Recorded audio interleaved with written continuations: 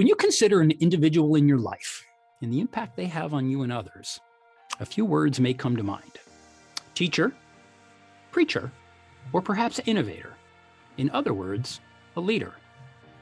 These are certainly terms we use to describe someone's identity from the outside.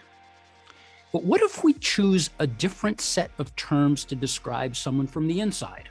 For instance, he's a strategizer. He has a distinct way of thinking, a special perspective on the world. He is a relator.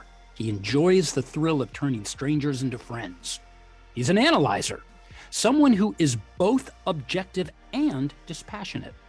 He's an innovator. He is delighted to discover beneath the complex surface an elegantly simple concept to explain the way things are and to inspire others to provoke the status change to where things could be. And last, he is a maximizer. He is focused on transforming something strong into something superb. And his personal mission, to use his gifts of teaching and leadership to help people just like you get the results you want out of your life. There are many people in the universe whose name is Jason Duncan.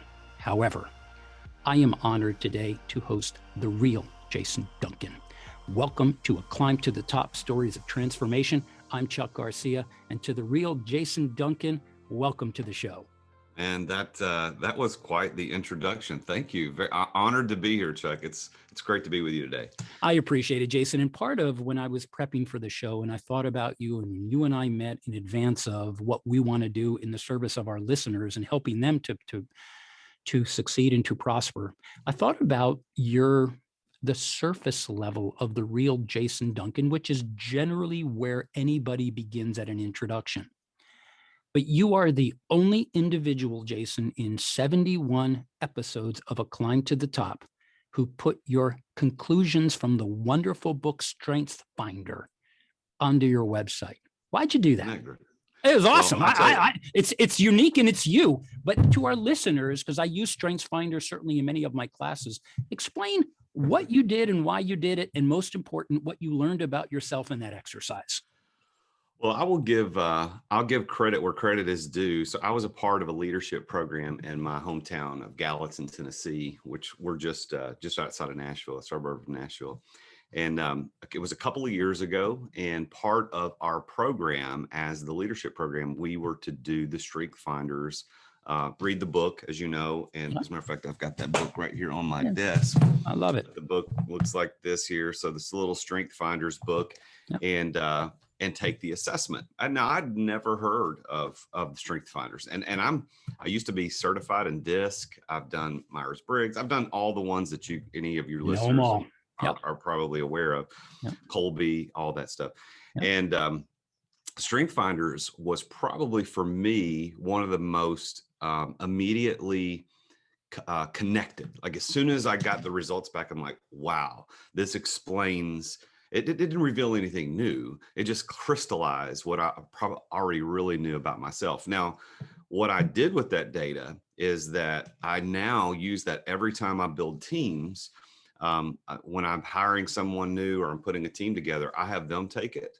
And what I did on the most recent team that I put together, I think you'll find this interesting. I took there were 3 people on the team. We were getting together to do a project. And I asked each of them, there were 3 roles that had to be filled. I said, what do you want to do? And they ranked themselves. I want to do this role. So-and-so should do this role. And then I said, okay, based on the strengths that we read about in Strength Finders, they didn't know their results yet. I said, what strength needs to be in these? And they all agreed. Yeah, so-and-so, or this type of strength needs to be in this role, this type of strength in this role. And then I said, okay, now here are your results. And then when the results came in, it was very clear. Oh yeah, I should be doing this role. I should be doing this role. And because it was so, for them, it was so, again, crystallizing and made so much sense, I thought, you know what, this is how I should explain myself to people. So when I had my website designed, I just sent that data over to the website designer and said, look, this is data that I think people need to know about me as a strategizer, maximizer, analyzer, relator. Those are the things that I think an innovator, I think people need to know who I am. So that's why I put it on the website. And you're the first person I've been on a podcast with who actually went through and read that and then used it in the intro. So thank you for doing that. You're quite welcome. When I gave it to many of my undergraduates, because I think to an 18-year-old, it's revelatory. They said, wow, nobody ever bothered to look. And to our listeners, this book describes 34 different strengths. And as you take it, and I take it every year just as a temperature check, it's a recognition that here are your top 5. But Jason, what I love about this, and this is where I want to take this, one of them was a maximizer. And what you just described was team building, creating synergies, whereas the maximizer, your job is to discover their strengths and figure out how to leverage them in the service of your mission. So I do want to talk about your mission, because in the introduction here, your mission is really to bring prosperity, happiness, and success to others. Yet your journey by which you do this is a very interesting one, and in my mind, unconventional as to where you are as opposed to where you started. So if you help take us back to your college days and the role that faith played as you established what you wanted to do in the world, take us through that journey. So my origin story kind of goes back to when I was a kid. So I'll go back just a little bit. I won't spend a ton of time on this, but I've always was interested in cars. I always loved to draw cars. And my dad had a 70, I think it was a 70 or 71 Beetle. And I remember I've got pictures of me standing in the front seat, holding on the steering wheel. And I just remember it was a bright orange. And for all my life, I remember drawing cars and drawing Volkswagen Beetles, to be specific. And so as I grew up, I was somewhat of an artist and a designer. And my goal in high school is I wanted to go to art college and be an industrial designer, one who designs cars. And I got accepted to 2 art colleges, and was well on my way to do that. I got accepted to one of the top industrial design schools in the country. It was my junior year of high school, but part of my faith journey, to go back to your question specifically, included going to church camp as a kid. Every summer from when I was 11 or 12, I went to church camp, and it was part of the formative years of my life, but formed also my worldview, my perspectives on a lot of things. But I love church camp so much that I would actually go and spend a week as a camper. And then the rest of the summer, I would be a counselor when I got old enough, of course. And there was the summer between my junior and senior year of high school. I remember being at church camp, and I was doing the thing. I was a counselor that particular week. And I remember, lying on my back with the other counselors. We're all just kind of, after all the kids have gone to bed, we're out hanging out by the campfire. We're looking at the stars, talking about things that mean, the important things in life. And I remember thinking and having this feeling that this is what I really like. This emotion, this impact that I'm having on these kids. This is what I want to do with my life. Drawing cars, that's not going to be the thing that was going to make the impact in my life. And that was a kind of a turning point right there in my life. And I decided at that point that I wanted to figure out how I could do this full time, not be a camp counselor, but how could I really encourage and train and teach people to come to a better place in their life. So faith certainly was a part of that. But it wasn't all of that. And that led me to to kind of toss aside my acceptance to art college. I went and applied to a local private university that was as a Christian university where I could get a Bible degree. And so I got a degree in Bible and ended up going into ministry, spent 13 years doing that. So that's kind of how things started.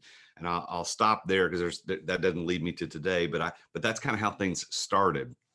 Went from wanting to design cars to deciding, you know what, I really want to help people and make impact and teach. And that changed everything for me. And I appreciate, and thank you for sharing that, because there is an interesting twist and turn here. I recognize at the age of 17, 18, you made a very big decision because you were in a place that allowed you to help determine your future path at that age. But you recognize when you go into the ministry, every Sunday you've got a job to do, and there may be 4 different services, whatever that may be. But I also recognize this is what people see when they come into the church on Sunday. You stated in your website, and I think you used the words, I want to be sure that I have them correctly, but you can correct me. a dissatisfaction with the ministry. I don't know, was that the right word? Well, I was actually, you're being much kinder than I did. I got completely disenfranchised with the machine of institutional Christianity and religion. I got you. Can you share then, and I think this is an important part because your transformation occurred and what you decided to do and potentially a mismatch of expectations several years up that path. Is that a fair conclusion? Yeah, I had been in ministry. I was in bivocational ministry, and what that means is that most of that time I also had another job. I was selling life and health insurance, and I was doing ministry part-time to kind of make ends meet. For I guess about 50% of my ministry years, over 13 years, I did bivocationally and then full-time. But being behind the curtain, as it were, you see different things, and certainly my experience does not indicate this is the normative experience in every church everywhere. But what I was seeing was it wasn't congruent with my desire to actually change things, to really make a difference and impact. And I felt like I'd gotten to the place where I was, shuffling chairs on the deck of a sinking ship. There was nothing was going to happen. People knew better, but they weren't doing better. And and so I remember going to, it was in Katrina, Hurricane Katrina hit Louisiana, New Orleans back in 2005. I remember taking a trip down there to work. It was about a week-long work trip just to do relief in October of 2005.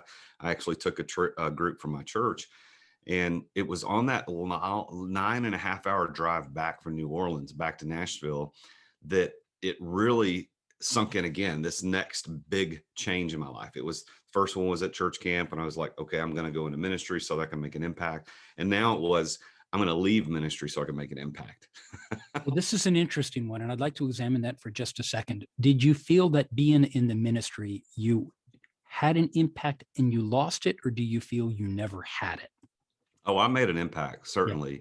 I think that there were lots of lives changed as a result of my participation in different activities and ministries and doing the things that we did. And certainly it was not void of all good things. It just, for me, had become a machine that I didn't see a lot of opportunity to make the type of change and impact that I wanted to make. Understood. Then I take it that when this transformation occurred, you took the best of what you learned and what you impacted of the wonderful time that you had in that ministry, recognizing the benefits of it. What was the twist that occurred that still allowed you to make an impact, but now you're on another mountain? So for me at that time, it was I was praying as someone, I've never not known Jesus. I've always followed Jesus as my king. So that has never been in question. But the religious construct of westernized institutional Christianity became something to me that it just wasn't. It wasn't meeting. It didn't fit with what I saw was going on in Scripture. It doesn't mean I'm right and they're wrong, or vice versa. Just it didn't hit me where it needed to hit me. And I thought, and I prayed, is like, where can I go to really make this difference? If I go back to when I was a teenager and really wanted to make a difference and I love teaching, what can I do? And it was teaching. I was like, you know what? I'm going to go get a master's in education. I'll go back to school. And I'm telling you, Chuck, within 2 weeks of that decision, I had gifted to me almost $19,000 from friends and family who believed in what I was attempting to do so that I could go get my master's degree, because I didn't have any money and I certainly didn't want to take any debt. As a matter of fact, I was still paying off my undergrad debt at that point. And within 2 weeks, found out about the program, got the money donated to me, gifted to me, and enrolled in the program all within 2 weeks. And 18 months later, had my master's in education. And then that following fall, I started teaching school. In other words, you did a lot of good things. And let's just, using the Star Wars metaphor, the Force was with you. Whatever it was, it worked. It was so wild and fast. And there's no way that this didn't happen as a result of God just orchestrating it to make it happen. And it was great. And and honestly, I would still be teaching school today, and you and I would not know one another had the Great Recession happen, had it not happened, because I loved teaching so much and I was very good at it. I actually became the top teacher in my county in my subject area. And what did you teach? I taught 8th grade American history was my core subject. I taught other subjects. I taught 7th grade geography, world geography. I even taught some math, which I was terrible at. And come to think of it, that was the last year I taught school. Maybe I got fired because of that. But I think math is one place where all of us show our incompetence. I'm okay with that. Yeah. So it was, but I taught history, loved it, had a good time with it. My students loved me. The parents of the kids loved me. I didn't have any issues. It was a great time. But coming out of the Great Recession, my school district, just like all others across the United States in 2010, 2011, were struggling. And they had to make tough decisions about cutting teaching positions. And because I didn't have tenure, I was the last guy hired. It didn't matter. They made decisions like based on tenure. And so I was left on the chopping block. I say I got fired. It wasn't really a firing as much as it was my contract didn't get renewed. And I was left having to make a decision again. What am I going to do? But I knew at this point that teaching was the thing I definitely wanted to do in life. There was no ifs, ands, or buts. I just didn't know how I was going to do it. And for the next 7 or 8 years, I really abandoned that to become an accidental entrepreneur. And I built a multi-million-dollar business. Things have changed quite a bit, but now life is kind of going, finally ebbing and flowing back into the teaching thing, which is what I'm doing full time now. Yeah, so some people will assert, and you said the accidental entrepreneur. I am of the mind there are no accidents, and just as when you received $19,000, you were not the accidental pathfinder. It happened because of something that you had given to the world that the world gave back to you. And yeah. I'd love to hear more now, particularly to our listeners. Many of them have entrepreneurial ambitions. Some don't know exactly when that is going to strike, or in your case, that Great Recession to some people may have been a burden, but you use that crisis as an opportunity. Tell us then what you took from your years in the ministry and years of teaching. Let's use the word accident. I'm just going to say you struck your entrepreneurial chord. Tell us about what opportunity presented itself that caused you to take this different path now. Well, what's interesting about my story, at least I find interesting, is that the year before I found out that my contract was not going to get renewed, it was in the spring of 2010, and a friend of mine came to me and he had this idea. He wanted to start a business and he wanted me to go in with him. And I'm like, listen, I love teaching. I am not interested. And at that point, I had another business back in the mid 90s. I started a website design company, which is a whole nother story. But my friend convinced me, hey, you're good at sales. You've got a better business mind than me, even though you're not a business guy. Let's do this together. And I thought, okay, as long as I don't have to quit teaching, I'm okay. So we started the company in 2010, and it was the name of the company's Future Vision Energy, and it was we were designing a hydrogen generator for automobiles. And again, not a science teacher, I'm a history teacher, but I went along with it and we made it, we had fun with it. It was more of a hobby than anything else. So that had been going on for about a year. Fast forward to April of 2011. That's when my principal came to me and had that very difficult conversation about me not being able to come back in the fall. And my first thought and inclination, I'll go get another teaching job. This is what I love to do. Chuck, there weren't any.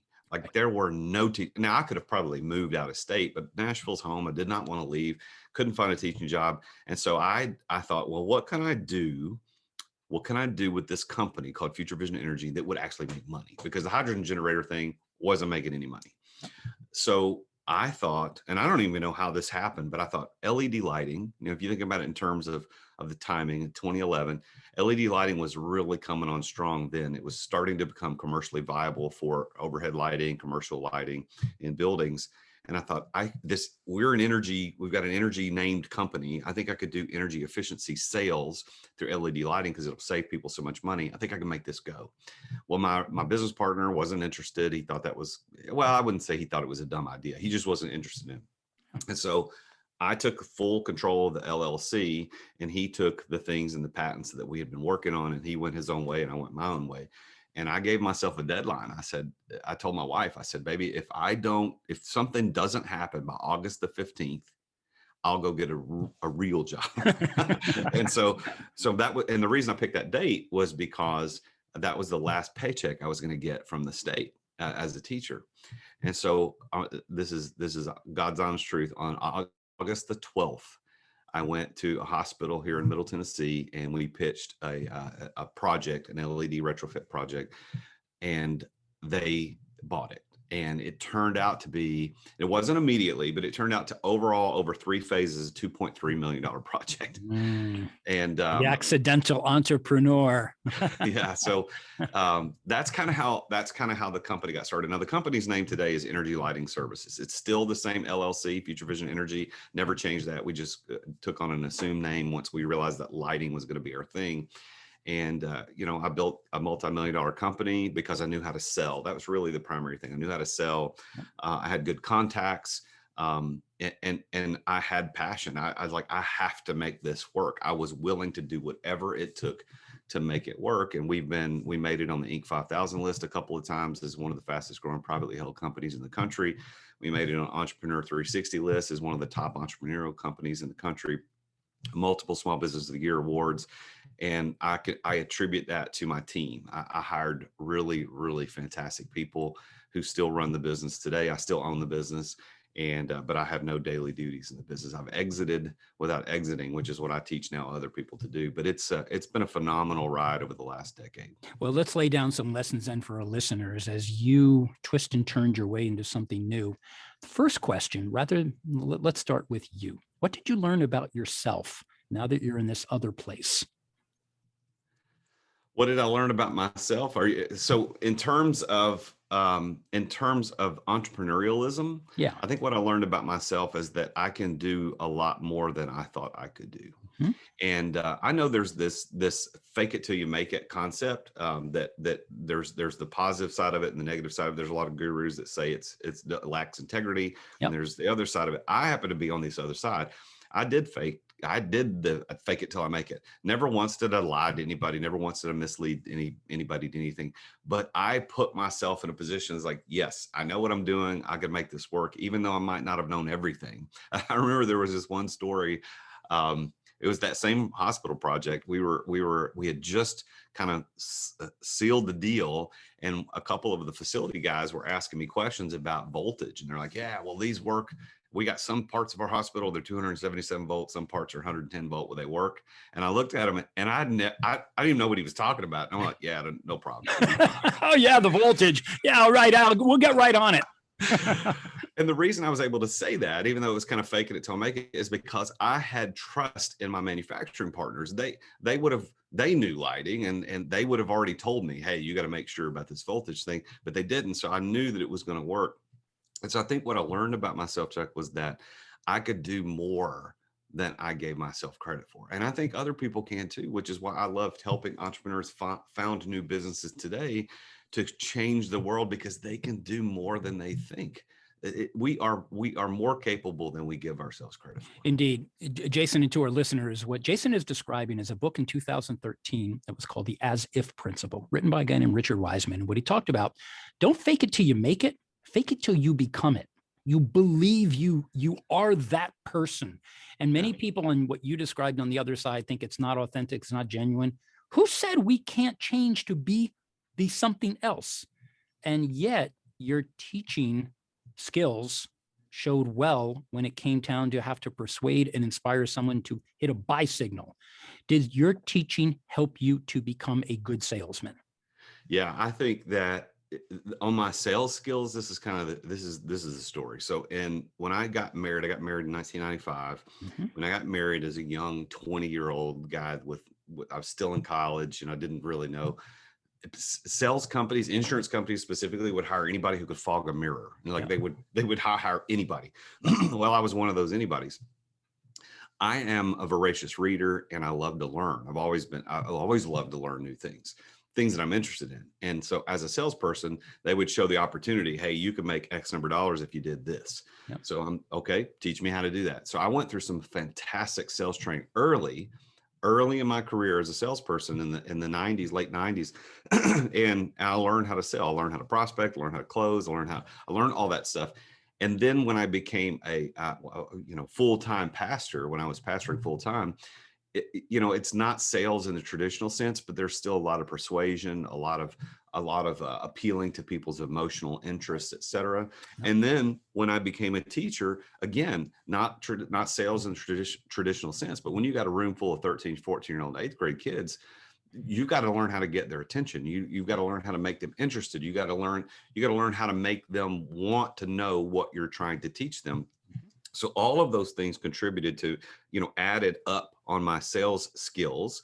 And then when I went out to start Future Vision Energy and started selling LED lighting projects to commercial buildings and hospitals all over the country, I just tapped into all those skills. So I had this pastoral insight of making sure I was paying attention to people's emotional impact, how they're thinking through these things.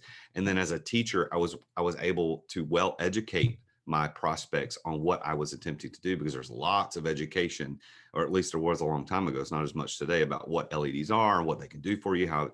And now as a very successful multimillionaire entrepreneur who built a huge company, I use all of those things combined into this one superpower of being able to take complex concepts and break them down into easy steps that people can understand. Indeed. And I love doing it. And that's what I do now to coach other entrepreneurs and business owners on how to do the same thing for their businesses, how to get their sales structure set up so that they can make revenue and profit.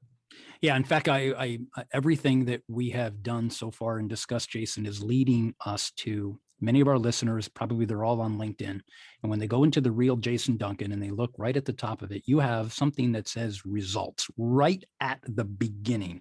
Describe this institute that you have and why you chose that word to jump out and help us realize that no matter what you do in your life, it all goes back to that word result. Well, I was listening to a podcast. Honestly, I listened to so many. I do not remember whose it was. I just remember I was driving out to, I speak in the summertime, every Wednesday night, I go out to the local Boy Scout reservation, and I'm the chaplain out there, and I speak at their chapel with kids all over the country that come in. And I was driving out there, it was 3 or 4 years ago, on a Wednesday evening, listening to a podcast, and the guest on the podcast show was a business coach. And she was talking about how that managers, specifically sales managers, were managing for activity rather than managing for results. And so, and the way she was positioning it, she said, hey, let's say you've got to make 15 prospecting calls in order to get 1 appointment, and you got to do 10 appointments in order to get 1 sale. And she was running those numbers.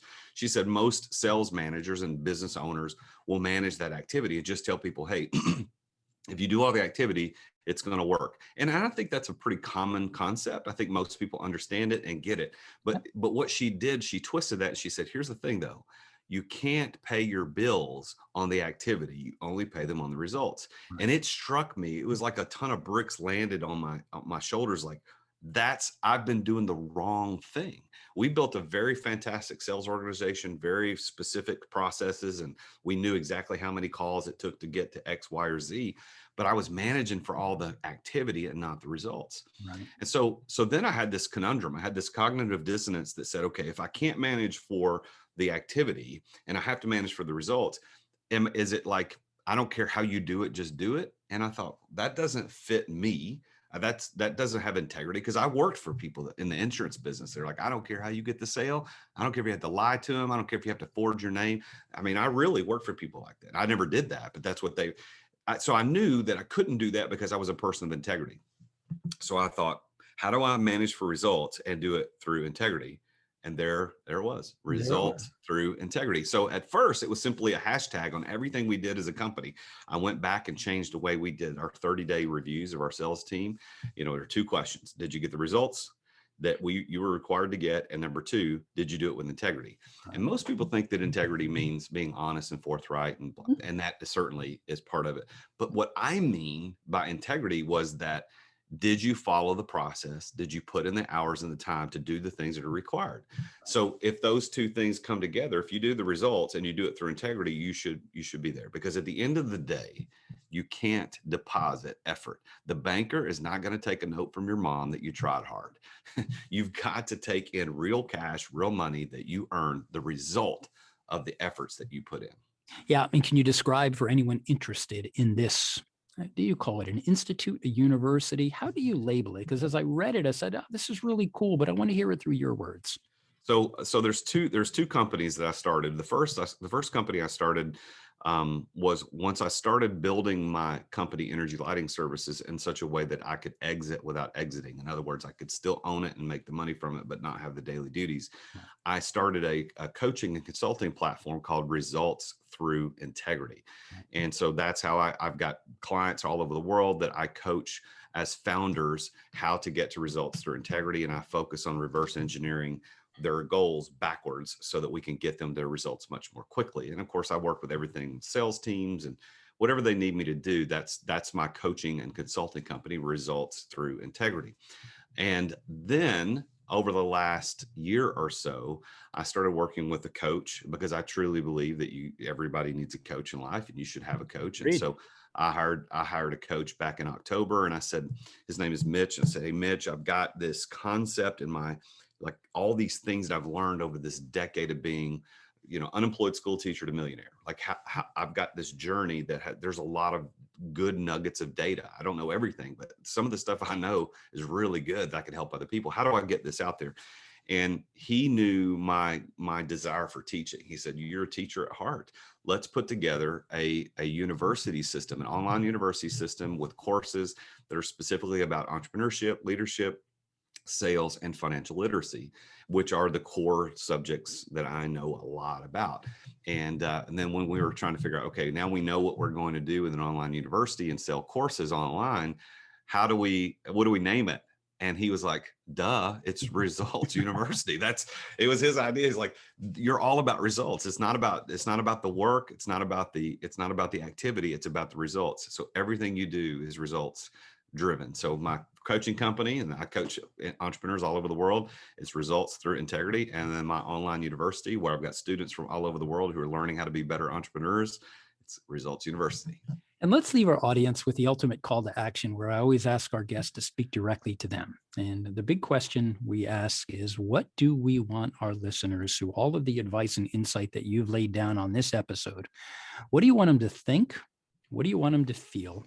And then what do you want them to do with themselves, given the enormous burdens and opportunities in front of them? Well, I think that there is a listener right now who is out there listening to this show who has an idea.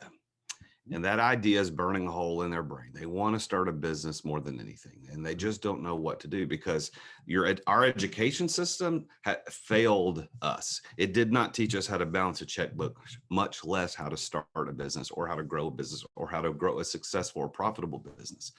So a lot of entrepreneurs like me who are accidental, they find themselves accidentally in entrepreneurship, or they wade into the waters trepidatiously because they're afraid. They don't know what to do. They don't understand how to do it. Well, I'm here to tell you that you can do it. You can go from startup to success in 6 months or less. I have a course at Results University. It's kind of my signature course. It's called the Complete Startup Guide for Entrepreneurs. It's everything you need to know to go from startup to success in 6 months or less. And it's based on my real life experience of being an entrepreneur who didn't know. I was an unemployed school teacher. I didn't know what I was doing. And it took me a long time, 6 years, to figure all this stuff out. And once I figured it out, I'm like, this is dumb. It shouldn't have taken this long. There are things that if you know how to do and you know the right paperwork to fill out, you can have this up and running quickly and starting to make money.